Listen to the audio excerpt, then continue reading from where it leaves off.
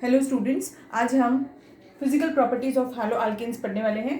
3 physical properties होती हैं जो बहुत इंपॉर्टेंट है, जिस पर मैक्सिमम टाइम क्वेश्चन पूछता है। State, melting and boiling point और सॉल्युबिलिटी, ये तीनों प्रॉपर्टीज हमें आज पढ़नी है।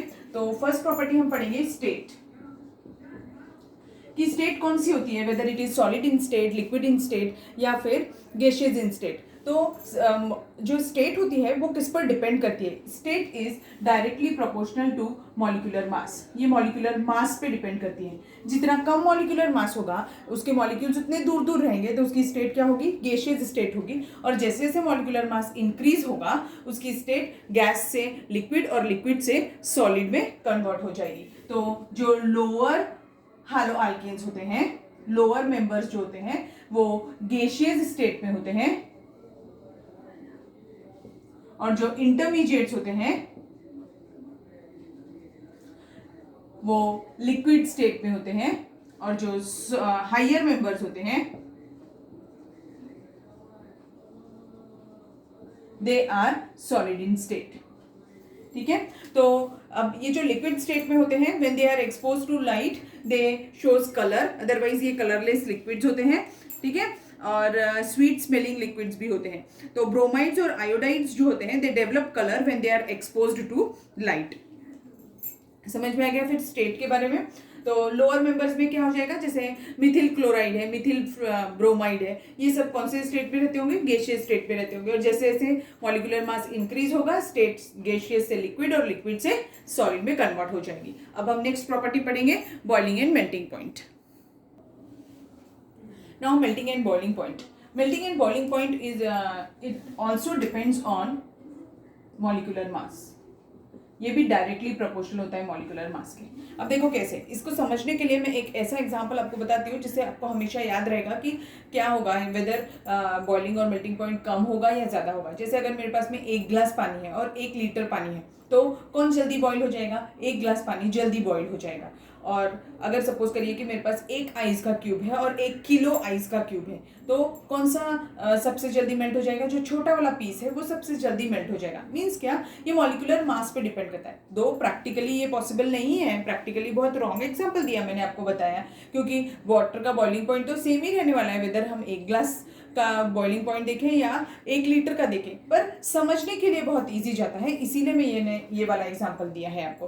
तो आपको समझ में आया कि मेल्टिंग और बॉइलिंग पॉइंट भी किस पर डिपेंड करता है? मॉलिक्यूलर मास पे। यानी जैसे जैसे मॉलिक्यूलर मास इंक्रीज होगा, मेल्टिंग और बॉइलिंग पॉइंट भी क्या होगा? इंक्रीज होगा। एक एग्जांपल ले लेती हूँ। सपोज करिए मेरे पास में कंपाउंड है CH3F, CH3Cl, CH3Br और CH3I।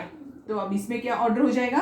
देखिए, CH3 सब में कॉमन है, F का मॉलिक्यूलर मास सबसे कम रहने वाला है, F का, फिर क्लोरीन का, फिर ब्रोमीन का, और I का सबसे ज्यादा, मींस मिथिल आयोडाइड का मास सबसे ज्यादा होगा। तो ऑर्डर क्या हो जाएगा? ये सबसे ज्यादा होगा, ये ऑर्डर होगा, क्योंकि इसका मास सबसे ज्यादा है, इसीलिए इसका बॉइलिंग या मेल्टिंग पॉइंट जो भी आप चेक करोगे वो ज्यादा होगा। अब ये जो हैलो अल्केन्स होते हैं, इसमें ये जो बॉन्ड है RH बॉन्ड, यानी कि जो मैंने एग्जांपल लिया है CH3Cl का, ले लेती हूँ एग्जांपल।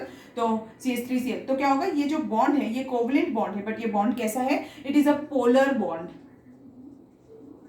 क्यों पोलर है? क्योंकि क्लोरीन की इलेक्ट्रोनेगेटिविटी ज्यादा होती है एज कंपेयर टू कार्बन, यानी वैसे भी सभी हैलोजेंस की इलेक्ट्रोनेगेटिविटी कार्बन से ज्यादा होती है, तो जिसकी वजह से ये जो इलेक्ट्रॉन पेयर है जो सेंट्रली प्लेस्ड होना चाहिए था, it gets slightly displaced more towards chlorine or towards the halogen. As a result of this, it gets a partial negative charge and this gets a partial positive charge. इसीलिए ये bond कैसा हो गया? Polar. और अगर polar bond रहेगा तो इसके इंटरमॉलिक्यूलर फोर्सेस भी वैरी करते हैं। अब जैसे आपने ये लास्ट ईयर 11th स्टैंडर्ड में पढ़ा हुआ था स्टेट्स ऑफ मैटर चैप्टर में, कि इंटरमॉलिक्यूलर फोर्सेस कौन कौन से होते हैं? वैन डर वाल्स होता है, हाइड्रोजन बॉन्डिंग होता है, डाइपोल डाइपोल इंटरेक्शन होता है। वैसे तो अब इसमें क्या होगा? ये बॉन्ड पोलर है और इसमें कौन सा इंटरेक्शन रहने वाला है? इसमें डाइपोल इंटरेक्शन रहने वाला है। ठीक है, डाइपोल डाइपोल इंटरेक्शन और वैन डर वाल्स फोर्स, ऐसे दो रहने वाले हैं। तो अब वैन डर वाल्स फोर्स जो होता है वो मास पे डिपेंड करता है। जितना ज्यादा मास होगा वैन डर वाल्स फोर्स उतना स्ट्रॉन्गर होता है, जितना कम मॉलिक्यूलर मास होगा वैन डर वाल्स फोर्स उतना कम होता है। ऑब्जेक्टिव में कभी कभी क्वेश्चन पूछता है कि कौन सा इंटरमॉलिक्यूलर फोर्स है, तो आपको पता होना चाहिए कौन कौन सा मैंने बताया। एक डाइपोल डाइपोल इंटरेक्शन होता है और दूसरा वैन डर वाल्स फोर्स भी होता है। ठीक, तो ये आपको समझ में आ गया। फिर ये ऑर्डर मैंने बताया, और भी एग्जांपल्स ले सकते हैं। सपोज कर लो कि मेरे पास में कंपाउंड है CH3 CH2 Cl, CH3 CH2 CH2 Cl, और दूसरा है CH3 CH2 CH2 CH2 Cl। अब देखो ये क्या है, वन क्लोरो इथेन, ये वन क्लोरो प्रोपेन, और ये वन क्लोरो ब्यूटेन। तो क्या हो रहा है, देखो इसमें 2 कार्बन एटम है, यहाँ पर 3 कार्बन एटम है, और यहाँ पर 4 कार्बन एटम्स है। तो जैसे जैसे number of carbon atoms increase होंगे, मॉलिक्यूलर मास भी इंक्रीज होगा। तो सबसे ज्यादा मॉलिक्यूलर मास किसका है, इसका सबसे ज्यादा मॉलिक्यूलर मास है, इसीलिए इसका बॉइलिंग पॉइंट भी सबसे ज्यादा होगा। तो ऑर्डर ऐसा होगा, मीन्स ब्यूटेन वाले का सबसे ज्यादा हो जाएगा 1 क्लोरो ब्यूटेन का, और सबसे कम किसका होगा, 1 क्लोरो इथेन का होगा। ठीक, अब ये हो गया, ऐसे कंपाउंड्स हमने लिए, उनके हमने बॉइलिंग और मेल्टिंग पॉइंट देखे जिनमें मॉलिक्यूलर मास चेंज हो रहा है। बट कभी कभी कुछ कंपाउंड्स होते हैं जिनके मॉलिक्यूलर मास सेम होते हैं, सिर्फ उनके स्ट्रक्चर चेंज होते हैं, उन्हें हम क्या बुलाते हैं, आइसोमर्स बुलाते हैं। तो एक एग्जांपल हम आइसोमर का भी लेंगे अभी। ये एक एग्जांपल ले लेते हैं हम आइसोमर्स के केस में। आइसोमर्स क्या होते हैं, उनका मॉलिक्यूलर मास सेम होता है पर स्ट्रक्चरल फॉर्मूला डिफरेंट होते हैं। जैसे एग्जांपल लिया C4H9Br का, तो ये एक एग्जांपल बना दिया। ये क्या है, 1 ब्रोमोब्यूटेन, ठीक है। ये क्या है, 2 ब्रोमोब्यूटेन, और ये क्या है, it is 2 bromo 2 Mithil propane.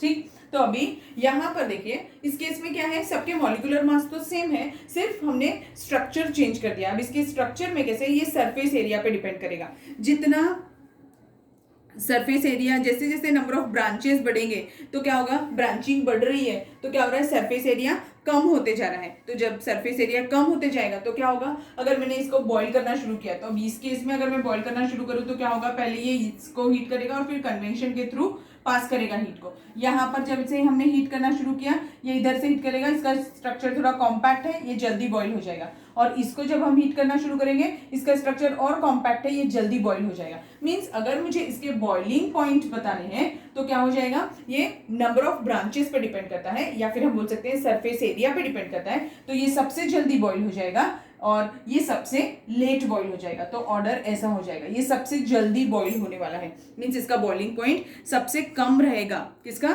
ये वाले का 2 ब्रोमो 2 मिथिल प्रोपेन का बॉइलिंग पॉइंट सबसे कम होगा, और सबसे ज्यादा किसका होगा, 1 ब्रोमो ब्यूटेन का होगा। ठीक, तो अभी आप इसको कैसे लिखेंगे, एज द ब्रांचेस इंक्रीजेस,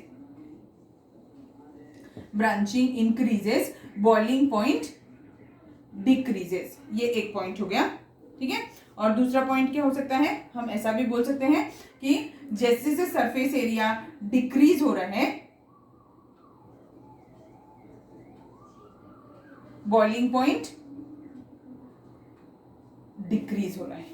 ठीक है, इसका सरफेस एरिया सबसे कम है तो इसलिए इसका बॉइलिंग पॉइंट भी सबसे कम है। समझ में आया। अब नेक्स्ट देखेंगे हम, ये हो गया मैंने आपको बता दिया आइसोमर्स का केस। अब नेक्स्ट पढ़ेंगे सॉल्युबिलिटी।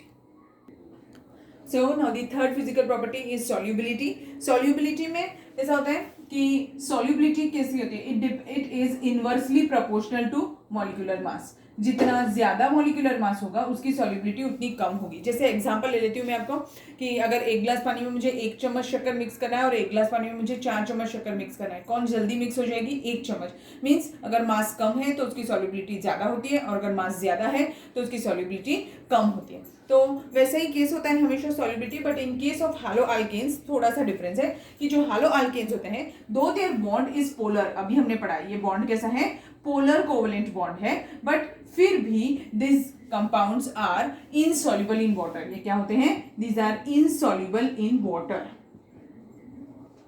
अब ये वाटर में क्यों इनसॉल्युबल होते हैं, देखो कोई भी कंपाउंड को अगर वाटर में सॉल्युबल होना है तो इस मॉलिक्यूल में इतनी एनर्जी जनरेट करना आना चाहिए कि वो ये वाटर के मॉलिक्यूल्स को ब्रेक कर सकें और फिर उसमें वो खुद डिसॉल्व हो जाए, बट इतनी एनर्जी रहती ही नहीं है, इसीलिए ये डिसॉल्व होता ही नहीं है। तो आप ऐसा भी लिख सकते हैं कि they are insoluble in water because they do not form hydrogen bonds.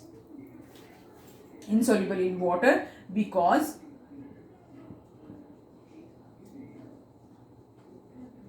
they do not form hydrogen bonds. That's why haloalkanes are insoluble in water.